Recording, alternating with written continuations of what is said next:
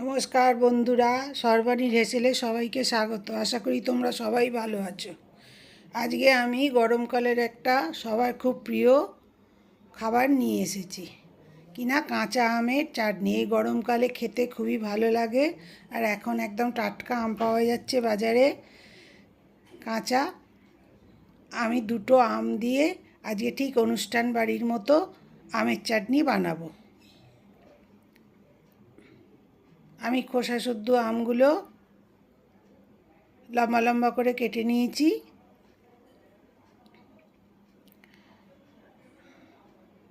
এবার কাটার আগে একবার ধুয়ে নিয়েছি, কিন্তু কেটেও আমি একবার ধুয়ে নেব।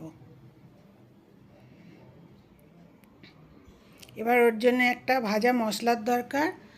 আমি দুটো শুকনো লঙ্কা দিলাম কড়াইয়ের মধ্যে, একটু নেড়েচেড়ে নেব। নিয়ে তারপরে 1 চামচে 5 ফোড়ন আর 1 চামচে মৌরি আমি ওতে দেব।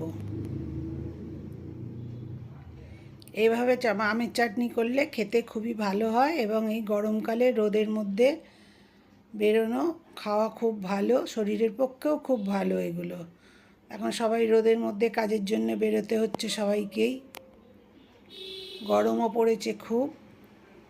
এই যে 1 চামচে আমি 5 ফোড়ন আর 1 চামচে আমি মৌরি দিলাম, দিয়ে হালকা করে ভেজে নেব যাতে মশলাটা পুড়ে না যায়। একটা সুন্দর গন্ধ বেরোলেই ওটাকে নাবিয়ে নেব। একটু কালারটা চেঞ্জ হয়েছে, আমি এবার এটাকে নাবিয়ে নেব কড়া থেকে।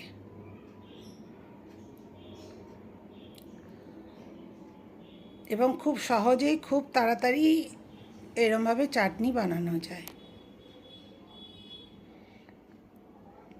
এটা মিক্সিং জারে দিয়ে আমি গুঁড়ো করে নেব মিক্সিতে।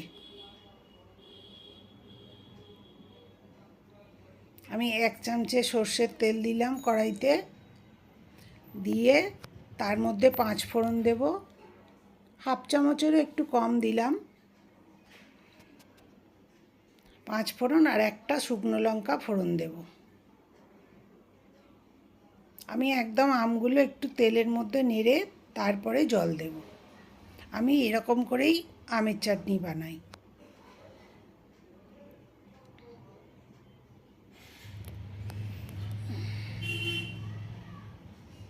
দেখুন কত সহজেই আমের চাটনি হয়ে যাবে, তোমরা সবাই করতে পারবে।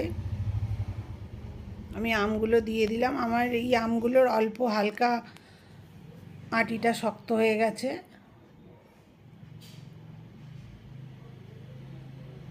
একটু তেলের মধ্যে নেড়ে চেড়ে দিয়ে জল ঢেলে দেবো, পরিমাণ মতো জল দেব আমি। আমগুলো যাতে ডুবে যায় সেই অনুযায়ী আমি জল দিয়েছিলাম।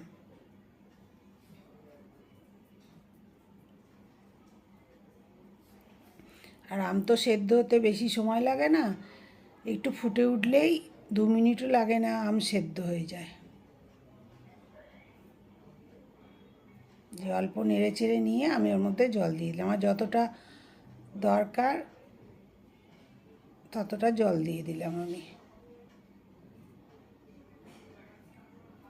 আর স্বাদ মতো লবণ দেব, আর হলুদও একটু অল্প করে দেব। আমের চাটনিতে হলুদ বেশি ভালো লাগে না, তবে একটু হালকা যাতে রং হয় সেই অনুযায়ী আমি একটু হলুদ দিয়েছি।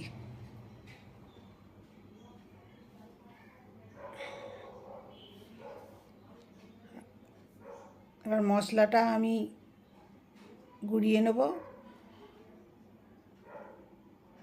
তার জন্য আমি এর মধ্যে দিচ্ছি মশলাগুলো ব্লেন্ডিং জারের মধ্যে।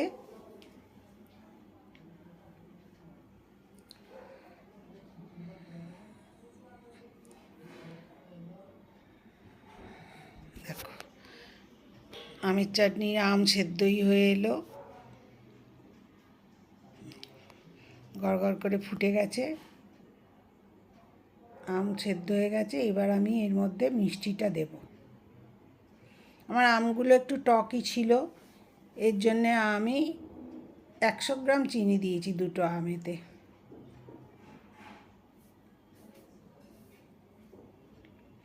একশো গ্রাম চিনি দিয়ে এবার ফুটিয়ে নামিয়ে নেব আমি। আমার রান্না যদি তোমাদের ভালো লাগে তাহলে আমার একটু লাইক শেয়ার কমেন্ট করো, আর আমার চ্যানেলটা সাবস্ক্রাইব করে দিও। আর তোমরা সবাই আমার সাথে থেকো, তাহলে আমার পথ চলা সুবিধে হবে। দেখো, যে মশলাটা আমি করেছিলাম সেই মশলাটা আমি 1.5 চামচ দিয়ে দিলাম, এতে 1 চামচ দিলাম আর এই 1/2 চামচের মতো দিলাম। দিয়ে আমি এবার এটাকে নামিয়ে নেব। আমার আমের চাটনি তৈরি হয়ে গেল, একদম অনুষ্ঠান বাড়ির মতো।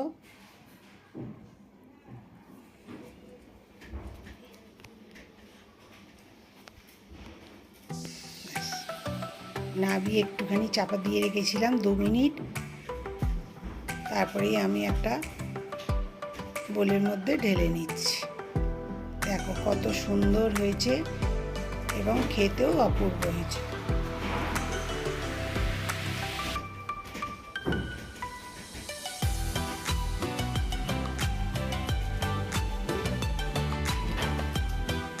আমার ভিডিও দেখার জন্য তোমাদের সকলকে ধন্যবাদ। তোমরা সবাই ভালো থেকো।